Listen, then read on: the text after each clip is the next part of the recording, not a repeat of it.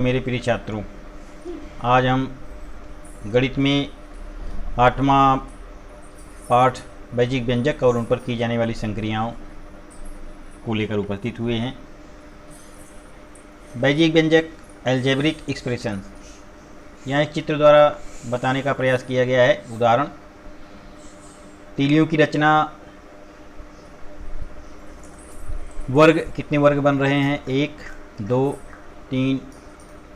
तीलियों की संख्या, पहले वर्ग में जब 4 तीली थी तो 1 वर्ग बन रहा था, 3 तीली और जोड़ दिया 7, 3 और तीली जोड़ते गए और 3 तीली जोड़ते गए तो वर्गों की संख्या इस प्रकार से बढ़ती चली गई और अंत में n यह लिखा गया है। 3 धन 1 4, 6 धन 1 9 धन 1 12 धन 1, तो यानी 3 गुणे 1 धन 1, 3 गुणे 2 धन 1, 3 गुणे 3 धन 1, 3 गुणे 4 धन 1 और 3 गुणे 10 धन 1 और 3 गुणे n धन 1।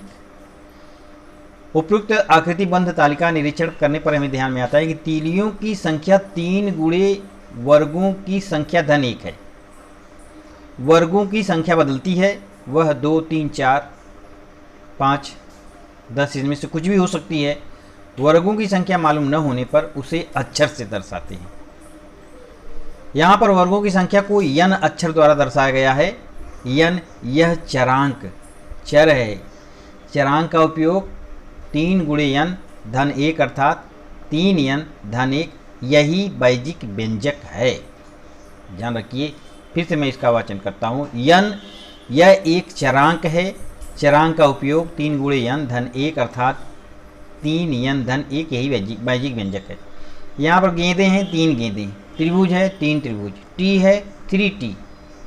अब यहाँ पर गेंदें कितनी हैं? गेंदें 2 धन बल्ले 3, आम 2 धन अमरूद 3, यक्ष यक्ष 2, वाई वाई 3, यक्ष कितनी बार? 2 यक्ष धन y कितनी बार? 3, तो 3y, 2 यक्ष धन 3y। ये आयत है। आयत में आमने सामने की भुजाएं समान होती हैं, लंबाई और चौड़ाई होता है।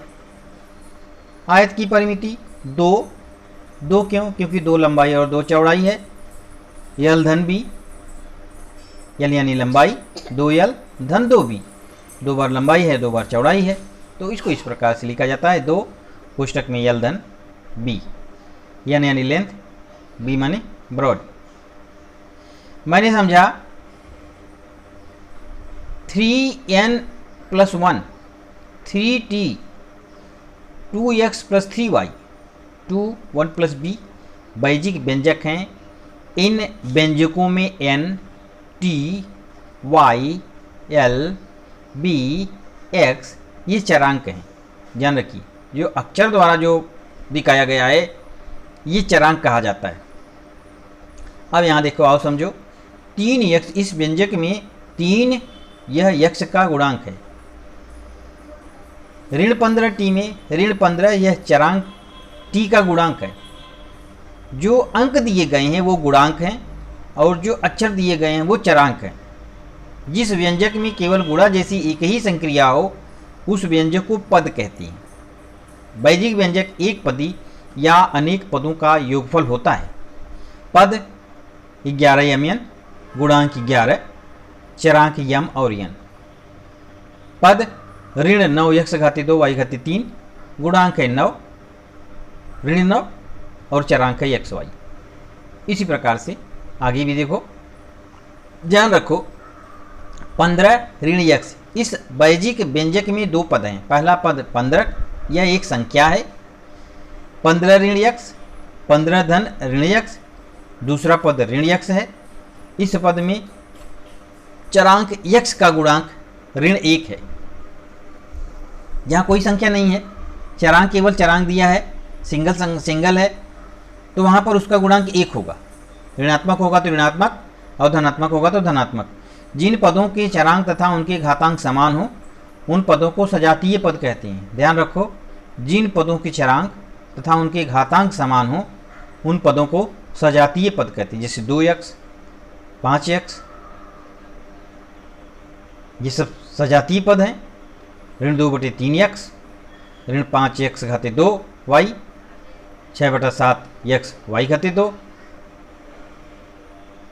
विजातीय पद 7xy, 9y घाते 2,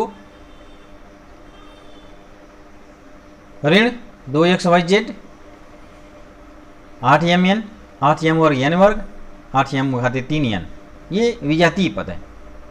वैदिक व्यंजकों के प्रकार, व्यंजकों के पदों की संख्या के आधार पर व्यंजकों का नाम निश्चित होता है।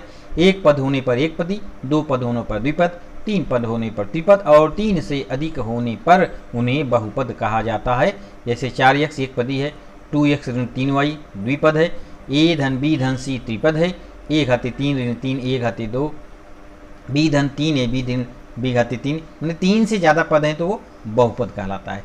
इस आधार पर यहाँ पर प्रश्न संग्रह 32 के प्रश्न करने हैं कि कौन सा एक पद है, द्विपद है, त्रिपद है, इनको खोजना है, खोज के अलग करके लिखना है। वैदिक व्यंजकों का योगफल किस प्रकार करेंगे?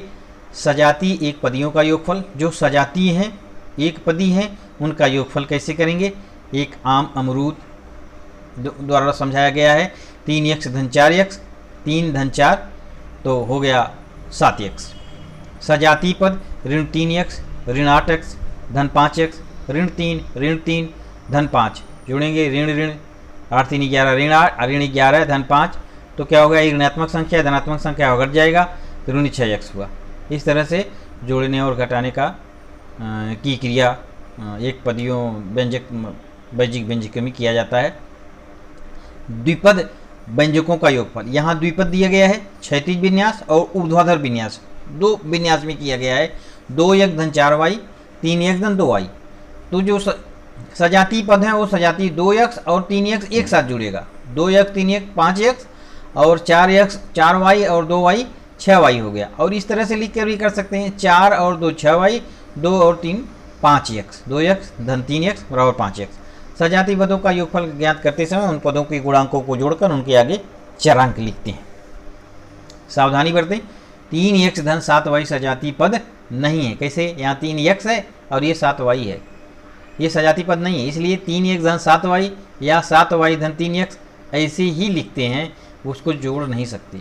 यहाँ पर इसी प्रकार से जोड़ना है जो अभी हमने ऊर्ध्वाधर और क्षैतिज विन्यास द्वारा जोड़कर अभी तुम्हें बताया ये भाग। तो इसी प्रकार से प्रश्न संग्रह 33 के प्रश्नों को हल करना है। तो प्रश्न संग्रह 34 के प्रश्नों को इसी प्रकार करना है। और अब करेंगे ये जोड़ने वाला, अभी हमने देखा। और वैदिक व्यंजकों को गुणनफल कैसे करना है? 3x गुणे 12y। अब देखो 3x गुणे 12y, 3 गुणे 12 गुणे x गुणे y, तो 12 और 3 का गुणा हो गया, 12 3 36, x और y का गुणा होगा xy। अब यहाँ देखो ऋण 12x ऋण 3y घाते 2, 12 और 3 का गुणा हो गया क्योंकि ये ऋण 12 और ये 3 है, एक ऋणात्मक और धनात्मक संख्या गुणा करेंगे तो गुणनफल ऋणात्मक संख्या प्राप्त होती है। ऋण 36, x एक बार है x, y घाते 2, y घाते 2 यहाँ आ गया। ये दो एक पदियों का गुणा करते समय सर्वप्रथम चिन्हों के साथ गुणांकों का गुणा करें, उसके बाद चरांकों का गुणा करें। सर्वप्रथम गुणांकों का गुणा करना चाहिए, जैसे मैं 3 और 12 का मैंने बताया। द्विपद को एक पद से गुणा करना, यहाँ देखो द्विपद और एक पद x एक धन y, x का x के साथ गुणा और x का y के साथ गुणा, तो x का x के साथ जब गुणा होगा तो x घाते 2, यहाँ पर घातांक 2 हो जाएगा, आधार x है और घातांक 2 हो जाएगा, धन xy। इस प्रकार से दूसरा उदाहरण देखते हैं। 7x ऋण 6y गुणे 3z, तो 7x गुणे 3z ऋण 6y गुणे 3z। 7 गुणे 3, 7 और 3 का गुणा हो गया, x और z का गुणा हो गया, ऋण 6 गुणे 3 गुणे y गुणे z, तो इसलिए 7 3 21 xz ऋण 18 yz।